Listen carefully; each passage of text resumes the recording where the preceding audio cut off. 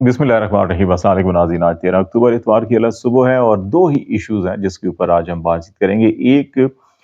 Chief justice काजी फैसल साहब पिछले एक साल से मुकम्मल सहूलतकारी फराम कर रहे हैं हुकूमत और इस्टेब्लिशमेंट को। तमाम पोलिटिकल मैनेजमेंट के अंदर बड़ा अहम किरदार अदा कर रहे हैं। बल्ले का इंतखाबी निशान लेने से लेकर इंतखाबी नताइज को प्रोटेक्शन देना और इंतखाबी जो ट्रिब्यूनल थे उसके हवाले से फैसले जो है कि, और फिर 63A के तहत जो है कि हॉर्स ट्रेडिंग, फ्लोर क्रॉसिंग के हवाले से जो लोग वोट देंगे उनके वोट को शुमार करना, ये तमाम वो सहूलतकारी है जिसके नतीजे में ये मैनेज करना कि हुकूमत पायदार हुकूमत कायम हो, मुस्तकिल हुकूमत कायम हो, टू थर्ड हो, इस सब के लिए। और इसके पीछे छुपी हुई सिर्फ एक ही मकसद है कि किसी तौर के ऊपर भी काजी फैसल साहब अगले 3 साल के लिए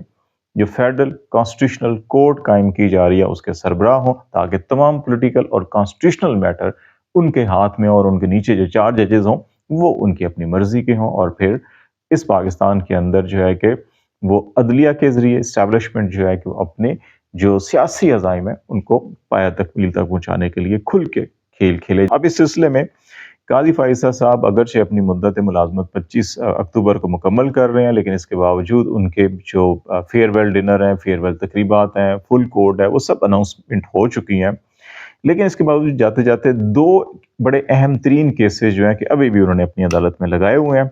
अगरचे इन दोनों फैसलों से कोई काजी फैसल साहब की ज़ात को बराह रास्त कोई इतना बड़ा फ़ायदा नहीं होगा,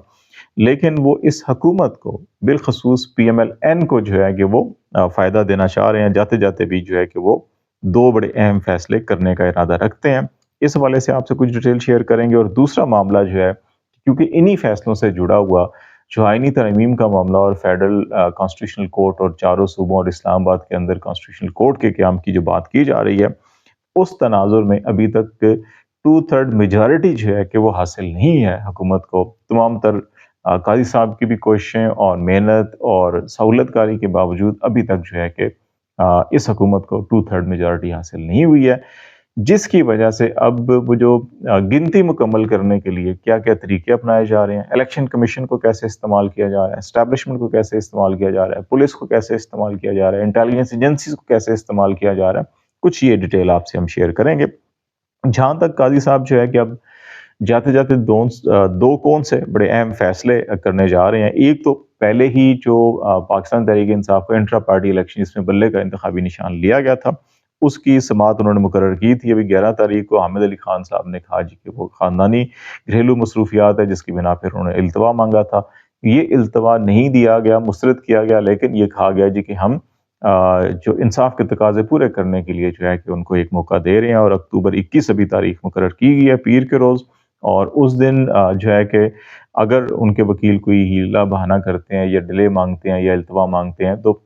उस मूड से दिखाई देता है कि काजी साहब उस दिन इस नज़रसानी की दरख्वास्त को भी मुस्तरद करके निपटा के चले जाएंगे, ताकि उनके बाद भी कोई भी इस मामले को दोबारा जो है ना छेड़ सके और उसके ऊपर पक्की मोहर लगा के चले जाएं। लेकिन पाकिस्तान तहरीक इंसाफ के पास एक रास्ता है, और वो ये है कि क्योंकि अब प्रैक्टिस एंड प्रोसीजर एक्ट के तहत जो है कि नज़रसानी की दरख्वास्त में वकील तब्दील किया जा सकता है। तो इसमें अगर पीर को 21 तारीख को पाकिस्तान तहरीक इंसाफ अगर ये बयान दे देती है कि जनाब उनके क्योंकि वकील ये अवेलेबल नहीं है, तो अब वो वकील अपने तब्दील कर रहे हैं और वो वकालतनामे या वहाँ पे एक दरख्वास्त दे देते हैं कि जनाब अब हम अपने वकील तब्दील कर रहे हैं, तो इसलिए हमें जो है कि कुछ टाइम दिया जाए। वकील साहब ने तैयारी भी करनी है सारे केस की, और 21 से लेके फिर 25 तक का टाइम होगा जुमे तक का। तो काजी साहब क्या 22-23 को रख लेंगे, टाइम देंगे वकील को तैयारी का, नहीं देंगे, ये एक बड़ा अहम सवाल होगा। तो ये एक तरीका है इसको इल्तवा में डालने का। अदरवाइज काजी साहब इस मामले को बिल्कुल साफ शफाफ तरीके से जो है कि वो निकाल देंगे। दूसरा मामला जो है, अभी जो दरख्वास्त है आबिद ज़ुबैरी साहब की, आबिद ज़ुबैरी साहब की दरख्वास्त को जो है कि वो उसके ऊपर रजिस्ट्रार ऑफिस ने इतराज़ लगाए थे, लेकिन इसके बावजूद काजी साहब ने इसको ओपन कोर्ट में हियरिंग रखी है। और इसमें काजी साहब के साथ नईम अख्तर अफ़गान और शाहिद बिलाल साहब जो है कि 2 जज, जो 3 रुकनी बेंच कायम किया गया, और इसको मुकर्रर किया गया है 17 अक्टूबर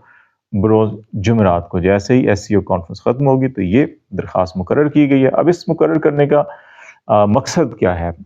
अब ये जो दरख्वास्त है इसके ऊपर जो है 5 रुकनी बेंच बनना है, क्योंकि कोई भी जो इस किस्म की पिटीशन हैं उनके लिए प्रैक्टिस एंड प्रोसीजर एक्ट के तहत जो है कि वो 5 रुकनी बेंच होना पड़ेगा, क्योंकि इसके अंदर कॉन्स्टिट्यूशनल लीगल इश्यूज हैं और उनकी تشریح یا اس معاملے کو جو ہے کہ ایڈریس کرنا ہے تو 5 رکنی بینچ بننا ہے، اور یہ پریکٹس اینڈ پروسیجر ایکٹ کے تحت جو کمیٹی ہے اس ہی نے بنانا ہے، لیکن قاضی صاحب نے اس کو براہ راست جو ہے کہ 3 رکنی بینچ بنا لیا اور اس کے اندر لے آئے ہیں۔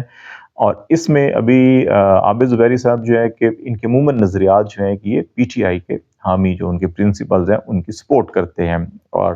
لگتا یہی ہے کہ قاضی صاحب کا جو مزاج ہے پچھلے جتنی بھی ہیئرنگز ہوئی ہیں ان کے اندر وہ وکلا کو اور میڈیا پرسنز کو ٹھیک ٹھاک آڑے ہاتھوں لے رہے ہیں۔ تو یہاں پر بھی دکھائی یہ دیتا ہے کہ وہ یہ کہہ سکتے ہیں کہ جناب ابھی تو آئینی ترمیم پیش ہی نہیں ہوئی، ابھی تو کوئی ڈرافٹ سامنے ہی نہیں آیا، ابھی تو کوئی چیز منظور ہی نہیں ہوئی، تو ہم کیسے پارلیمنٹ کو ہم پہلے سے حکم دے دیں یہ جمہوریت کے خلاف ہے، یہ آئین کے خلاف ہے، آئین کی روح کے خلاف ہے، جمہوری روح کے خلاف ہے، جمہوریت کو چلنے دیں، پنپنے دیں، ماشاء اللہ کو لوگ سپورٹ کرتے ہیں، اور وہ جیسے باتیں کرتے ہیں لگتا ہے کہ ایک تو اس قسم کی چیز ہوگی، اور دوسرا جو ہے کہ وہ یہ بھی کر سکتے ہیں کہ انہی بنیاد کے اوپر اس درخواست کو مسترد کر دیں، اور اگر یہ فرض محال جو ہے کہ یہ فیصلہ دے دیتے ہیں، اور اس میں اگر شاید بلال صاحب اختلاف بھی کرتے ہیں اور وہ کہتے ہیں کہ نہیں یہ تو 5 رکنی بینچ ہونا چاہیے یا اس کو فلاں جگہ جانا چاہیے، یہ جگہ جانا چاہیے، تو 2-1 سے بھی فیصلہ آ جاتا ہے تو سپریم کورٹ کے فیصلے آنے کے بعد 4-5 ہائی کورٹس کے اندر جتنی پٹیشن ہے سب کی سب ارریلیونٹ ہو جائیں گی، غیر مؤثر ہو جائیں گی۔ سپریم کورٹ کے فیصلے کے بعد معاملہ جو ہے کہ وہاں پر اب جو ہے کہ ہائی کورٹس اس پہ کوئی فیصلہ نہیں دے سکتی، ایک تو یہ کام ہوگا۔ دوسرا اگر فرض کیا کہ یہ نہیں بھی ہوتا اور اگر قاضی صاحب اس میں اگر کوئی شاید بلال صاحب یا کوئی بھی جج صاحب کہتے ہیں کہ نہیں تو ہم کہ جناب یہ تو 5 رکنی ہونا چاہیے اور یہ تو تشکیل ہی غلط ہے، تو میں تو اٹھ رہا ہوں یہ تو 5 رکنی، اور کمیٹی کے پاس اس کو بھیجا جائے، اور اگر کوئی جج اٹھ جاتا ہے، بینچ ٹوٹ جاتا ہے اور وہ کمیٹی کی طرف ریفر ہو جاتا ہے، یا ایون جو ہے کہ صرف نوٹسز فری کین کو کہ چاہیے 5 رکنی ہونا چاہیے نہیں ہونا چاہیے، نوٹسز کر دیے جاتے ہیں اور سماعت لگا لی جاتی ہے، اگلی کوئی تاریخ مقرر کر دی جاتی ہے 25 سے پہلے کی، تو پھر اس کے بعد نیچے ہائی کورٹ جو ہے کہ پھر بھی وہاں پہ درخواستیں غیر مؤثر ہو جائیں گی، اور ان کے اوپر کیونکہ معاملہ اگر سپریم کورٹ میں پینڈنگ ہے تو پھر ہائی کورٹس اس معاملے کو عموماً نہیں دیکھتی۔ دوسرا معاملہ جو ہے کہ وہ ہے کہ جی کہ گنتی پوری کرنا، اور یہ معاملہ اس میں نجم سیٹھی صاحب نے بڑی جو ہے کہ وہ کیونکہ جن کی بولی وہ بولتے ہیں، جن کے پیغام رسانی وہ کرتے ہیں، وہ بھی سب کو معلوم ہے۔ اب وہ کہتے ہیں جی کہ ایس سی او کی آڑ کے اندر جو ہے کہ ایک بڑا گیم پلان ہے حکومت کا، وہ یہ ہے کہ 18 اکتوبر تک جو عمران خان پہ ملاقاتوں پر پابندی ہے، ان کو کوئی بیان آئے گا، نہ بات آئے گی، نہ پروٹیسٹ ہوگا، نہ کوئی اور چیز آئے گی، تو یہ ساری چیزیں جو ہیں کہ ایک طرف ہوں گی، اور اسی دوران جو ہے کہ ایس سی او بھی ہو رہی ہوگی، اور ساتھ کیونکہ عدالتیں بھی بند ہوں گی، چھٹیاں ہوں گی، تو اس میں پارلیمنٹ کے اندر جو ہے کہ آئینی ترمیم پیش کر دی جائیں گی اور پاس کروا لی جائیں گی، اور نہ عدالتیں بند ہوگی، نہ کوئی پٹیشن دائر ہوگی، اور نہ معاملہ ہوگا، اور قاضی صاحب جو ہے کہ اگر دوبارہ فوری طور کے اوپر اپائنٹمنٹ اور ساری چیزیں ہو جاتی ہیں تو پھر اگر کوئی چیلنج بھی ہوگی تو وہ جائے گی معاملہ کانسٹیٹیوشنل کورٹ کے اندر، سپریم کورٹ کے اندر نہیں آئے گا، تو اس طرح اللہ خیر صلاح سارا نظام چلے گا، لیکن اتنے سادہ معاملات نہیں ہیں۔ دوسری طرف ارکان کی تعداد پوری کرنے کے لیے آپ نے دیکھا ہوگا کہ آج جو ہے کہ الیکشن کمیشن کو کیسے استعمال کیا گیا، وہ آپ کو بتا دیتے ہیں کہ الیاس چودھری کو اور کوئٹہ سے جو ہے کہ عادل بازئی کو نوٹس کیا تھا، آپ کو یاد ہے کہ یہ نون لیگ اور کاف لیگ کے ہیں۔ ابھی چودھری شافع حسین جو ہیں کہ وہ یہ دعویٰ کر رہے ہیں کہ الیاس چودھری صاحب کاف لیگ میں واپس آ گئے، اور ہم جو ہے کہ یہ نوٹس ریفرنس جو ہے الیکشن کمیشن سے واپس لے لیں گے، وہاں بھی 21 تاریخ جو ہے کہ مقرر ہے، ان کو نوٹس کیا گیا تھا جی آئیں، اور ان سے پوچھا جائے گا جی کہ آپ تو کاف لیگ میں آپ کیسے جو ہے کہ کاف لیگ کی پارٹی پالیسی کے خلاف جا رہے ہیں، تو یہ چودھری شافع حسین نے بھی دعویٰ کیا، کتنی حقیقت ہے کتنی صداقت ہے اس کے اندر ابھی دیکھا جائے گا، لیکن الیکشن کمیشن کا جو ٹول کے طور کے اوپر اس کو استعمال کیا گیا وہ آپ کو یہاں پہ چیز نظر آ رہی ہوگی۔ دوسرا معاملہ ہے سینیٹر سیف اللہ بڑو جو ہے کہ یہ ان سے بھی پی ٹی آئی کے حلقے کہہ رہے ہیں جی رابطہ نہیں ہو رہا، شاید اغوا کر لیا گیا یا کدھر چلے گئے، یہ لڑکانے سے ان کا تعلق ہے، اور الیکشن کے اندر بھی انہوں نے بلال بھٹو صاحب سے ملاقات کی تھی اور ان کو سپورٹ کیا تھا، جس کی وجہ سے بہت سے لوگوں کا خیال تھا کہ یہ آئینی ترمیم کے موقع کے اوپر سلپ ہو سکتے ہیں، لیکن انہوں نے ایک بڑی تقریر بھی کی دھواں دار قسم کی، اور ابھی جب پارٹی نے ڈائریکشنز دی کہ تمام لوگ جو ہیں کہ وہ روپوش ہو جائیں جن کو اٹھانے کی کوشش کی جا سکتی ہے، تو اس میں سب سے پہلے یہ کے پی ہاؤس گئے تھے، اور وہاں پہ جو ہے کہ انہوں نے کہا تھا جی کہ وہ ادھر ہی کے پی ہاؤس میں یا جو بھی محفوظ مقام ہے ادھر وہ رہنے کو ترجیح دیں گے۔ اس کے باوجود جو ہے کہ اگر یہ کے پی ہاؤس چلے گئے تھے، انہوں نے اپنے آپ کو قیادت کے حوالے کر دیا تھا، تو پھر اب یہ خبریں جو آ رہی ہیں اس میں یہ کیسے ہو گیا؟ کیا رینجرز نے جب یہ ریڈ کیا تھا کے پی ہاؤس میں اس وقت اٹھا کے لے کر گئے ہیں ان کو،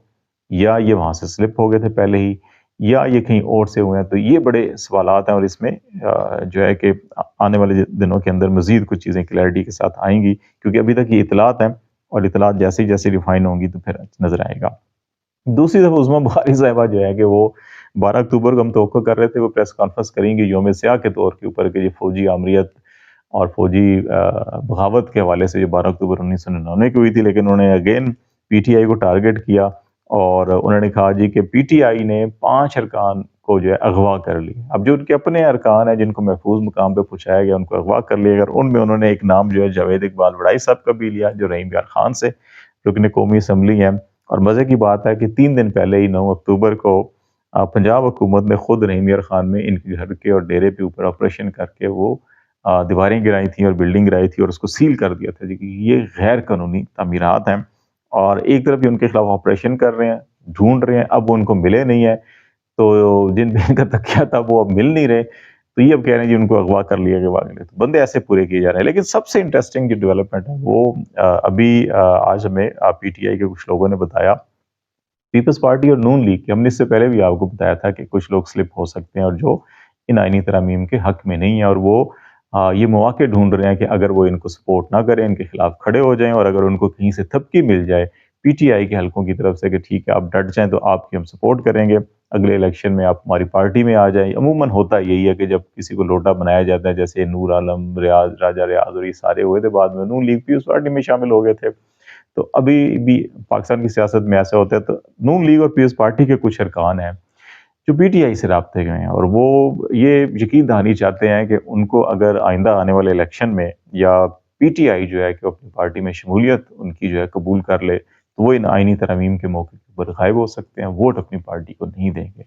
तो इस वक्त ये डबल चैलेंजेस हैं, काजी साहब की सहूलतकारी अपनी जगह, इलेक्शन कमीशन की सहूलतकारी अपनी जगह,